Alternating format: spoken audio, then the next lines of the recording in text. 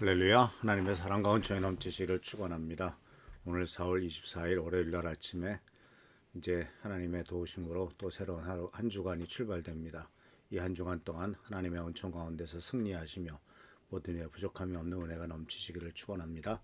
오늘 말씀은 지난주에 이어서 하나님 앞에 결단을 하고 말씀대로 살려고 결심을 했을 때 하나님께서 어떻게 많은 도움을 주시는가 하는 것을 다니엘의 경우를 통해서 계속 공부하고 있습니다. 오늘 말씀은 하나님께서 응답하시는 방법에 대해서 또 하나님의 응답의 특징에 대해서 여러 가지 면에서 같이 한번 생각해 보려고 합니다. 다니엘이 왕의 진미로 또 우상에게 바쳤던 제물을 먹음으로 자신들의 몸을 더럽히지 않겠다라고 하는 결단을 하고 또 결단을 이제 실천에 옮기려고 하는데 문제가 생기죠. 그것을 동의해 주지 않았단 말입니다. 그랬을 때 이 다니엘은 무조건 자기가 요구하는 것을 고집하거나 밀어붙이지 않고 당시에 자기를 관리하고 있었던 환관장과 그리고 감독관에게 하나의 의견을 제시하는 것을 보게 되죠.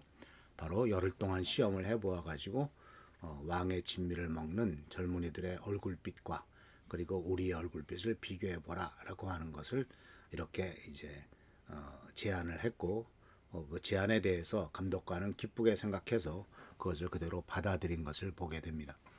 그러고 나서 이제 좋은 일들이 계속 생기게 되는데 오늘의 말씀은 하나님께서 이 일에 대해서 어떻게 응답하셨는가 하는 것을 같이 한번 생각해 보려고 합니다. 오늘 말씀은 바로 다니엘서 1장 9절에 나오는 말씀입니다. 1장 9절에 이렇게 되어 있습니다. 하나님은 다니엘이 환관장에게 호의와 동정을 받도록 해주셨다. 자, 여기에서 호의와 동정이라는 단어가 나옵니다. 이 호의와 동정이라는 단어는 바로 호감을 받다라는 favor라는 뜻과 sympathy라고 하는 말은 공감하다, 상대방의 입장에 대해서 생각을 하게 되다 이렇게 되어 있습니다. 그리고 또한 다른 단어로서는 이제 respect, 존경하다라는 뜻과 affection, 역시 이것도 사랑하다, 또한 관심을 갖다라는 뜻이죠.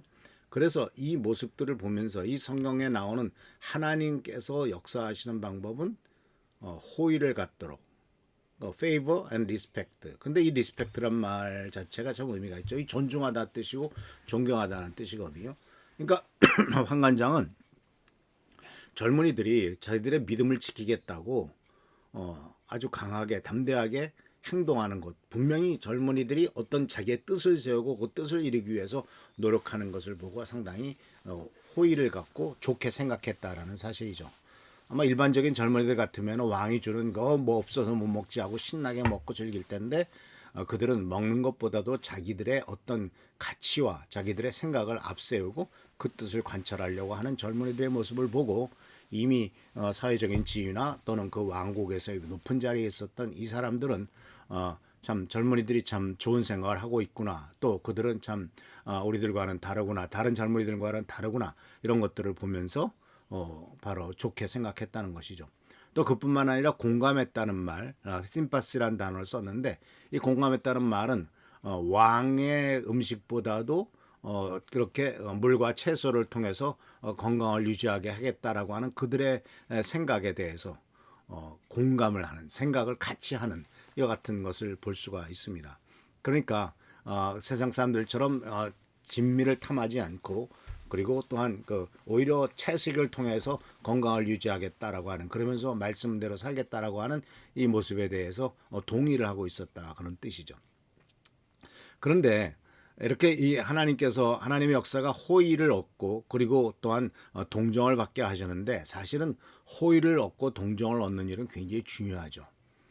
우리가 이 세상 살아가면서 주위 사람들로부터 호의를 얻고 동정을 얻는 것은 굉장히 살아가는 데 있어서 큰 도움이 됩니다. 특히 우리들의 나보다 더 높은 자리에 있어서 우리의 앞길을 끌어줄 사람들에게 또는 우리들에게 어떤 영향을 미칠 수 있는 사람들에게 호의를 받고 또한 그 사랑을 받을 수 있도록 하나님께서는 그렇게 역사하고 계신다라는 것을 우리들은 이 말씀을 통해서 배우게 됩니다.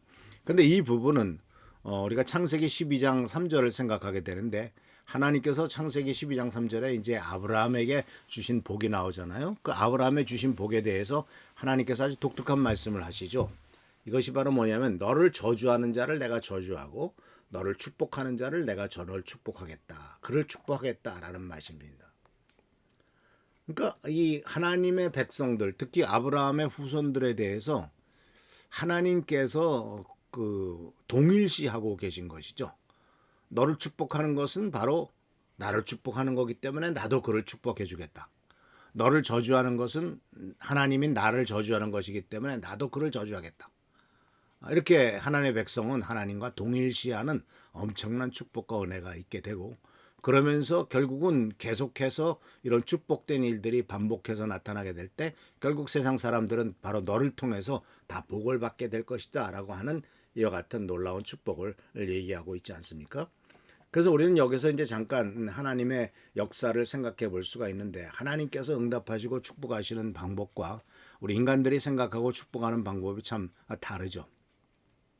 하나님의 응답의 특징에 대해서는 에베소서에서도 그 사도 바울이 얘기했던 것처럼 우리가 생각하는 것보다 더 넘치게 주실 분이라고 표현을 하고 있습니다.